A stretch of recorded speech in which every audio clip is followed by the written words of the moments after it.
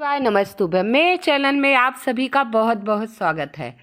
आज 22 फरवरी फागुन शनिवार और बहुत ही विशेष तिथि है, दसवीं तिथि। जब शनिवार को दसवीं पड़ जाए, खास तौर पे सावन या फागुन के महीने में, तो इस दिन महादेव का अद्भुत श्रृंगार किया जाता है।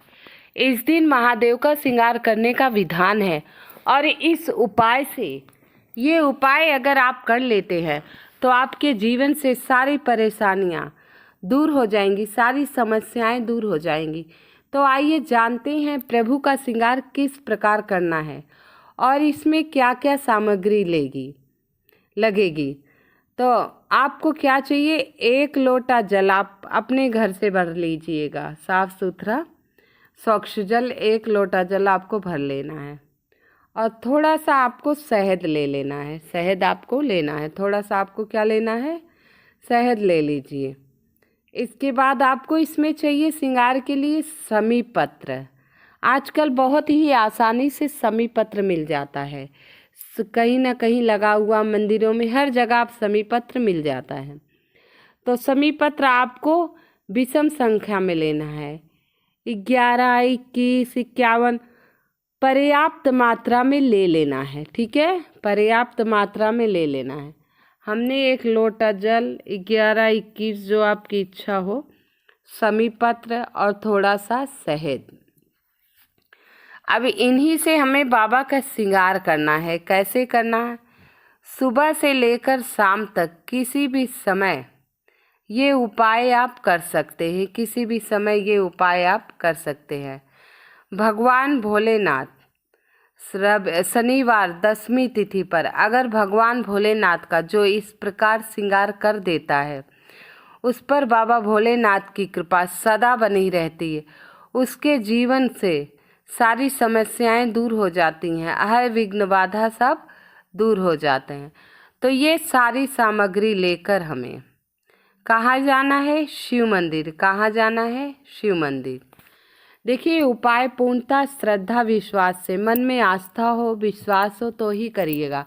अगर आपको मन में विश्वास नहीं तो मत कीजिएगा। तो श्रद्धा और विश्वास से माताएं बहनें ये उपाय अवश्य कर लीजिएगा। बहुत ही छोटा सा प्यारा सा उपाय है। तो सारी सामग्री लेकर हम शिव मंदिर पहुंच गए। हमने समी पत्र जो लिया था, 11, 21, 51 जो समी पत्र लिया था, उसे अच्छे से घर पर ही स्वच्छ जल से धुल लीजिएगा। स्वच्छ जल से धुल लीजिएगा और जिससे इसका पानी झड़ जाए, सूख जाए। और फिर ये समी पत्र, शहद, जल लेकर आपको शिव मंदिर जाना है। शिव मंदिर पहुंचने के बाद, सारी सामग्री लेकर शिव मंदिर पहुंचने के बाद, पहले आप उत्तर दिशा में बैठकर, उत्तर दिशा की तरफ मुख करके शिवलिंग पर धीरे धीरे जल डालेंगे। धीरे धीरे आपको जल डालना है, जाप करते हुए श्री शिवाय नमस्तुभ्यम, शिवाय नमस्तुभ्यम। धीरे धीरे जल ऐसे डालना है जिससे छींटे आपके ऊपर नहीं आए। देखिए, शिवलिंग पर जब भी जल चढ़ाइएगा तो बहुत धीरे धीरे चढ़ाना चाहिए जिससे छींटे अपने ऊपर नहीं आए, ऐसे दोष लगता है। तो धीरे धीरे पहले सारा जल आप शिवलिंग पर समर्पित कर देंगे। क्या करेंगे, शिवलिंग पर समर्पित कर देंगे। इसके बाद अच्छी तरह शिवलिंग को आप पोंछ दीजिएगा। फिर जो आप समी पत्र ले गए हैं ना, 11, 21, 51 ले गए हैं कि नहीं, जो समी पत्र ले गए और शहद, उस समी पत्र को शहद में भिगो दीजिए। क्या करना है आपको, समी पत्र को शहद में भिगो देना है, जो भी समी पत्र ले गए हैं। अब भिगोने के बाद इसी समी पत्र से शिवलिंग पर श्रृंगार करना है। चिपका दीजिए, चाहे स्वास्तिक बना दीजिए, ओम बना दीजिए, चाहे जैसे मैंने ये देखिए चिपका रखा है ऐसे चिपका दीजिए। श्रमक्रेश्वर महादेव का, श्रमक्रेश्वर महादेव का नाम लेते हुए, श्रमक्रेश्वर महादेव का नाम लेते हुए इस प्रकार शिवलिंग पर समी पत्र आप चिपका दीजिए। बाबा का श्रृंगार कर दीजिए।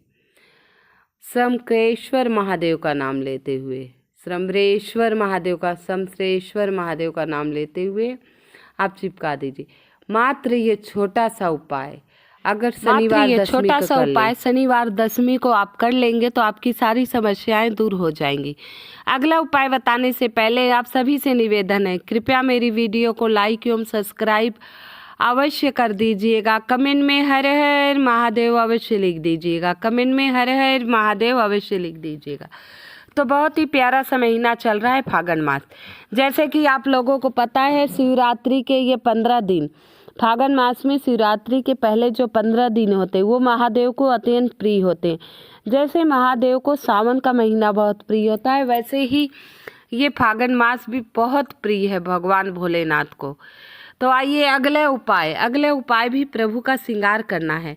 किस प्रकार करना है? शनिवार का दिन है तो इस उपाय में हमें थोड़ा सा काला तिल चाहिए और 1 लोटा जल, 1 लोटा तांबे के लोटे में शुद्ध जल ले लीजिए और कुछ बूंदे आप उसमें गंगा जल डाल दीजिएगा, कुछ बूंदे गंगा जल की डाल दीजिएगा। अब थोड़ा से आपको काला तिल लेना है। शनिवार का दिन है, शनिदेव का दिन है, रुद्रा अवतार शनिदेव हनुमान जी भी हैं, तो काले तिल वाला उपाय तो अवश्य होना चाहिए। इस उपाय से साढ़े साथी जीवन में जो समस्याएं सब दूर हो जाएंगी, शनि दोष से मुक्ति मिलेगी, पितृदोष से मुक्ति मिलेगी। तो ये शनिवार दशमी तिथि फागुन मास बहुत ही विशेष तिथि है। इस पर ये उपाय आप सभी को करना है। सभी माताएं बहनें पूर्णतः श्रद्धा विश्वास से करेंगी। ये उपाय करने से आपके परिवार में खुशियाँ ही खुशियाँ आएंगी। तो आपको क्या लेना है? 1 लोटा शुद्ध जल जो आप अपने रसोई घर से भरेंगे।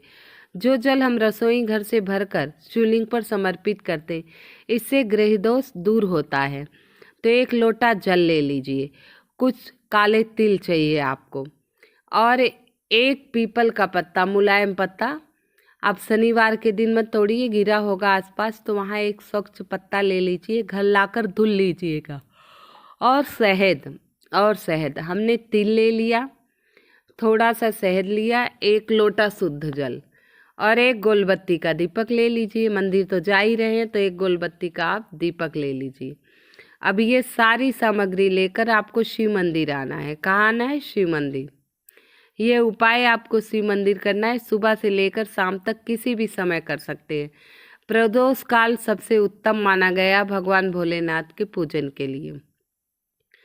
अब जो 1 लोटा जल लाए हैं, उत्तर दिशा की तरफ मुख करके धीरे धीरे शिवलिंग पर सारा जल आप समर्पित कर देंगे। धीरे धीरे शिवलिंग पर सारा जल समर्पित कर देंगे। समर्पित करने के बाद अच्छे से शिवलिंग को पोंछ दीजिए। कॉटन का कपड़ा, 1 रुमाल ले जाइएगा। इसके बाद जो पीपल का पत्ता है, चिकने साइड में शहद लगा दीजिए। अच्छे से पीपल के पत्ते पे शहद लगा दीजिए। फिर उसके ऊपर काला तिल चिपका दीजिए। फिर उसके ऊपर आपको क्या चिपकाना है?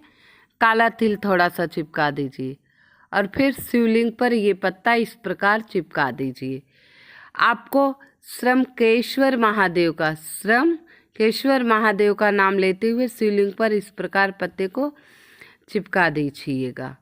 और फिर जो आपके जीवन की समस्याएं हैं, उन समस्याओं को प्रभु से कहिए। अपना नाम गोत्र बोल दीजिएगा। कहिएगा, हे भोलेनाथ, हे नाथों के नाथ, हे पशुपतिनाथ, मेरे जीवन से ये समस्याएं दूर करिए। मेरा ये नाम सांडिल्य गोत्र है। मेरी झोली खुशियों से भर दीजिए। मेरे परिवार में खुशियां ही खुशियां हैं। जो पिछले जन्म के पाप हों, बुरे कर्म हों, उन सबको क्षमा कर हे भोलेनाथ अपना आशीष मुझ पर सदा बनाए रखिएगा। शनिवार दशमी तिथि बहुत विशेष मान्य रखता है।